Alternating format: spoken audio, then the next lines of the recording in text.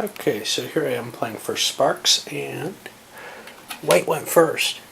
And they actually do go first in this part because it's a disadvantage, because they put up a card, this bow, which they kind of wanted, there's no question, but they were willing to say, okay, if I don't get this, it's okay. They didn't want to put anything else up to try to clean things out and see what they could get, because really anything else that they played was less appealing to them. The basket would have given them too much food left over, and they would have lost one. They don't have fire. The plow, they don't have any fields, so that's less attractive to them. The transport sled is nice. It gives them an extra space, but they were thinking that might be their second pick if they wanted it. They want to be producing more, and that wouldn't give them an immediate advantage. It would give them a longer term advantage. Either one was an okay choice. Well, they went down through the entire list, and some people who maybe were interested, like Blue, didn't have the money to buy this bow. It's too expensive. The only person who gave it a really hard thought was Red. In terms of position, well, no, Red did not give it a hard thought. They didn't need a bow. So I don't think anybody really looked at it too hard and said, yeah, that's the piece I want. Other people could use it, there's no question. Well, the bow ends up going into White's pile, and they lose this herbs card because they can only have 3 of these. Which means we tipped White over. We'll be going to Red, but we'll flip the next one over. And it's actually a very cheap fishing pool, which actually shifts this basket out of the way, making that no longer the cheapest thing on the pool. That's fine. Let's see what Red picks. Red also got their first choice. Again, kind of odd, I think, compared to what we've seen so far in the game, which is nobody's willing to jump in and take what they see as valuable. In their case, it was the transport sled, which was useful to everyone. Black made a decision on this. Actually, so did Green. Both of them kind of looked at it with some value. Green said, I have the money for it. It's an interesting card, but I only have 2 things already. I need to get my production up. With Black, though, they have 3 things. They had the cash for it. Same is true with Yellow, actually. But Yellow wants the plow. They definitely want that. And Black says, well, I left that one up to chance, and they decided to pass on it. Which means Red picked this up, and we get a new card for them. And they've got an expensive bow, which puts this fishing rod up there. And we'll see what Black does. So things kind of fell on Black's turn. First thing they did was they put the plow up because they didn't like what was available. And Yellow immediately, well, they weren't the first person with the choice. Blue and Green both had a choice at it, but both of them are low on productivity.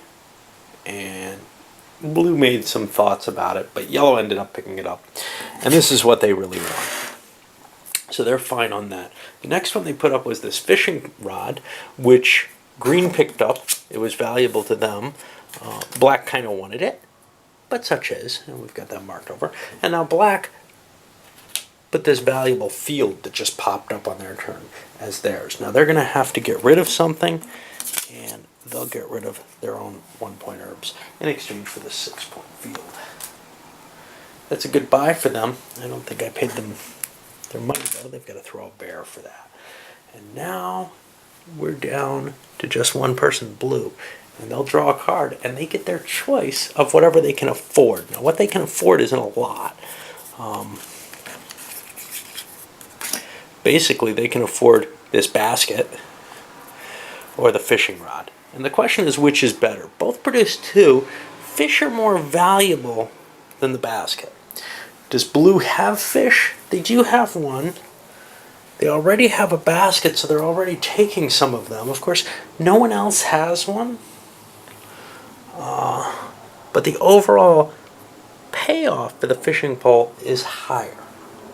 This is the best they can afford, and they want to buy something to get their production up.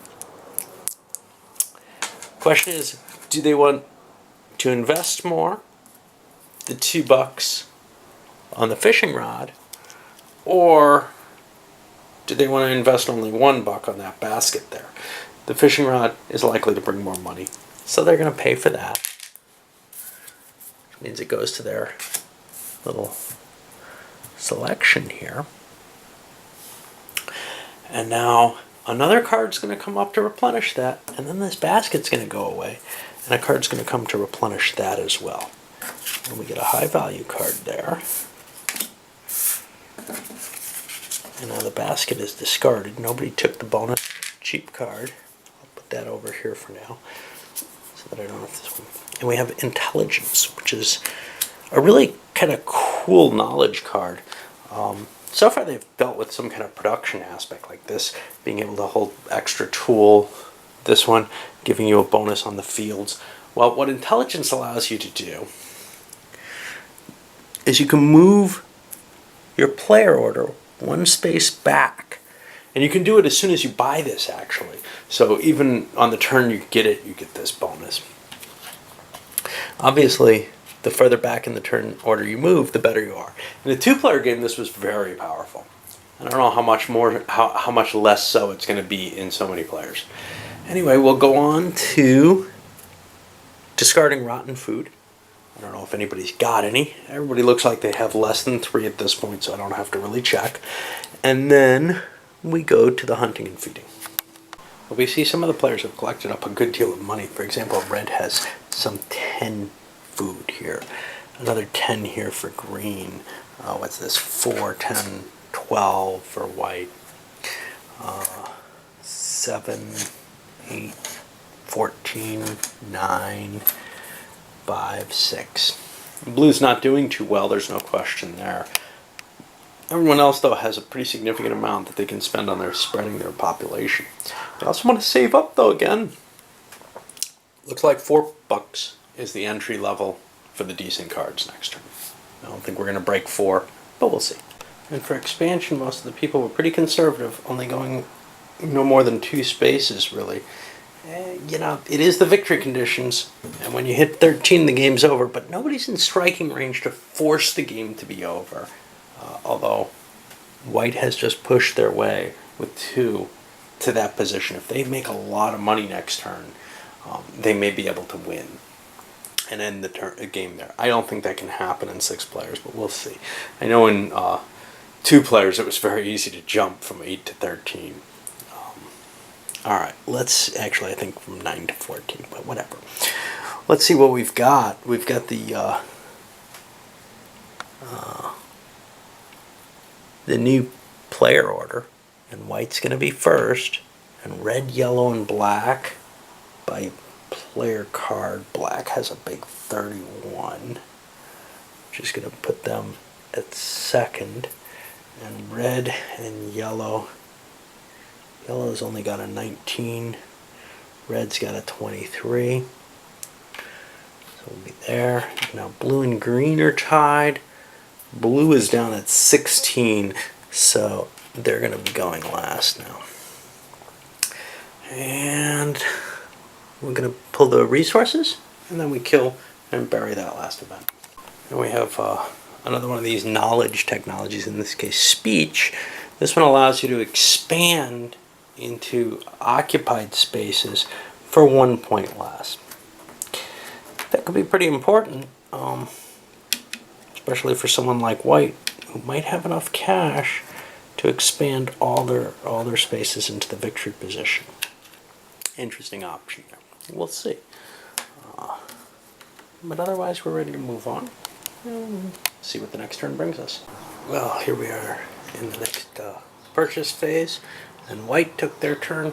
They put the speech card up. Everybody passed on it until black. And black said, you know, I mean, everybody was kind of discussing, hey, white could win with that card. Well, black took the hit, picked it up. And what comes up? Another speech card, which white immediately puts up.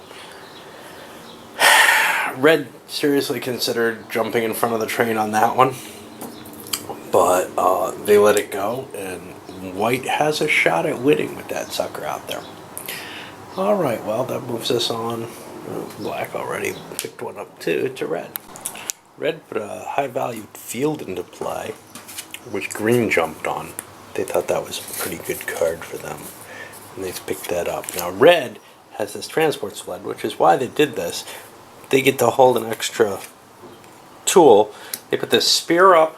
Yellow considered it, but said, I'd still like to get a field. I'm so bonused with my plow. If I can get more fields, I can kind of ignore this, people thing, right? For the most part, other than for victory. So they let red have that spear, and indeed, a field came up. For blue, they only have one they can even possibly take, this cheapo basket. Red's going to have to pay one now, because they don't have fire. They were counting on buying a 4-point card. It didn't drop them low enough. Okay, so on blue, just before blue's turn, the shuffle card came up. Now, the shuffle card's kind of weird. It has two sets of rules of how it's handled. This is the same as in Power Grid, and the same kind of, oh man, couldn't you have consolidated this, or at least put it in the rules so it was readable? In one section, it's if it gets in towards the end of the turn in the adjust technology marker phase, and that's all pretty clear. It's you remove the highest and lowest at that point, and then we're on 6 cards, and it gives an explanation of everything. Here, however, first of all, it's buried in the midst of here, and the only way I could find it easily was they put these little brackets around specific cards. I'm not sure why. Maybe because it's for translation purposes or something. I don't know. I've always wondered why those are there, but in this case, it helped me find a rule. You place it as the highest card of the market. Shuffle the remaining cards in the draw pile and place them as a new draw power. Continue this phase until players have bought or passed. Draw new cards from the draw pile if necessary to refill the market. Yeah! Now it doesn't go to the other things that happen. Now, maybe that's further on? I mean, I hate these procedural rule sets. They are a horrible idea. We saw how badly they work when you move to something like the Axis Empires series in anything complicated. But even in this, they're making a very simple game hard. Hard to find the rules for. Not hard to play. Nothing makes the game hard to play once you know it. Yeah, I don't even see it here. Maybe it's hidden somewhere else in here. I don't know. But it's very disturbing to me. Alright, well, I know what the effect is supposed to be. The effect is supposed to be the shuffle will go away, and this low card, if not purchased, will go away. But if that low card is purchased, there's another low card, and there's going to be 8 cards there again. 7 after the shuffle, nothing gets discarded. So it's like they didn't even really fill the whole rules here. What I'm going to do, I think the only sensible thing, is remove the basket in the shuffle. But if the basket gets purchased, I'm going to leave the hole there. I'm not going to replenish it. But I don't know what I would have done if blue wasn't the last player. Would another card come out and then get discarded a little later? I just don't know. But it would be nice. If you write your rules properly, it's easier to see, oh wow, this doesn't make sense anymore. I've got no answer to these questions. Yeah. In a sense, this must be the last turn, or it's got to be getting close. I've only got 3 remaining cards. I could go one more turn without really screwing people over. But if people are doing kind of poorly or not spreading as much, for whatever reason, this game doesn't really have the cards to support that. I guess you can keep playing with the technology you have early on. But just a little kind of weirdness here. I don't feel like in the maximum number of players there was that kind of burn down in the original Power Grid, but maybe I'm mistaken there, because I do remember going through most of the cards by the end of a full boat game. After taking care of collection and feeding, I see something kind of interesting, which is the berries have actually run way down. We're down to only 3 left. This guy, though, was able to score his 8 or more. I would have put it at 7, but he has 2 berry locations, so he got the score there. But yeah, we're seeing where those pools are beginning to decrease. Bears still look pretty hefty, but some of the other food is kind of running low. The mammoths is running kind of down. Of course, there's a lot of production in a game of this size. There's a lot of food going into that pool. And that's kind of a weird thing because early in the game, some of these technologies maybe aren't getting hit too hard. They're producing a net surplus, so there's this big pool of surplus as you get towards the end of the game, and it's only now that we're actually beginning to cut into that and run low. And with the purchase and expansion of spaces, pretty much everybody went up 3 spaces. White tried to see, can I do more? They couldn't. Black was the only exception. They only went up 2, and they've fallen behind. So now we've got kind of this order of play going. White, red, and yellow. 33. Red's ahead there. And black, green, and blue. I think black's going to be ahead there. No, green actually beats black out. Just in terms of the higher valued field. Over there at 34. And they only have a 31. Blue's well in the rear. But there's kind of an interesting feeling here. Now I think multiple people are going to cross that 13 line. I thought it might be possible for white to just push their way through. But it almost feels like there's nothing you can do. I mean, absolutely nothing. You can't really hurt another player in any sense of the word, except the way black did by picking up, say, the speech, which turned out to be nowhere near as impressive as I had hoped. I thought it would make expansion significantly cheaper. It's at worst a buck space, though. And, you know, it's not the people in the space that make it expensive usually. It's the number of pieces you're putting down, which has sort of a geometric progression. So that's kind of painful. I've got to throw new pieces up on the board, and there's nothing to update on the technology market, except there's no 2 rows now. It's all one thing. Anybody can pick anything.